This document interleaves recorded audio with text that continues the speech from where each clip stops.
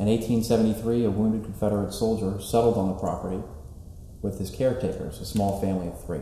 My grandfather, who was an Englishman, after he fought in the Civil War, and he came home to Campbell County, and he met a few people there, became friendly with them, and asked them if they would be interested in living with him on his property and taking care of him because he was unmarried. He promised that if they took care of him and helped tend to the farm, that he would deed to them not only many of his personal belongings, but the entire estate. So he was true to his word when he passed on, and he left it to them.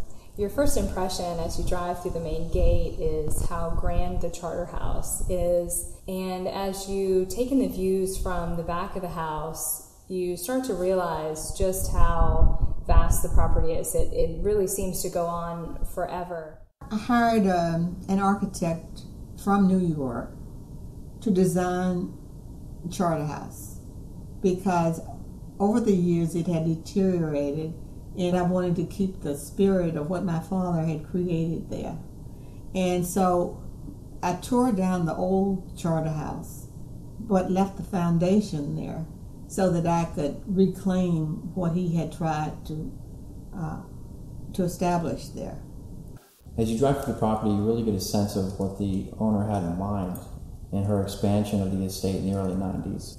She really turned it into a unique commercial and resort-like property with many guest houses, a jazz cafe, and almost a bed and breakfast-like atmosphere. Most of my guests came from the Northeast, and with the locals combined. The businesses used the resort a lot for entertaining their clients. Especially for weekends, it was very well attended. We had an excellent chef, and then we would have musicians from surrounding areas and from afar as well. From an equestrian eye, you have over 1,000 acres to explore on horseback. The property offers an outdoor arena for flat work, dressage, jumping. You could also take some of the flat areas, develop them into polo fields. There's opportunities for cross-country courses, perhaps fox hunting. If you're not one to explore on horseback, there are so many other things that you can do here. Has a lot to offer for as far as sports are concerned. We had developed a tennis court and had plans for a golf course, but we never actually did that.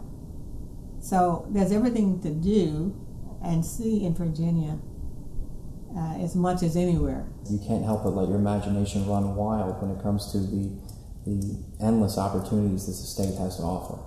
It's peaceful, it's beautiful, and it's Virginia at its best.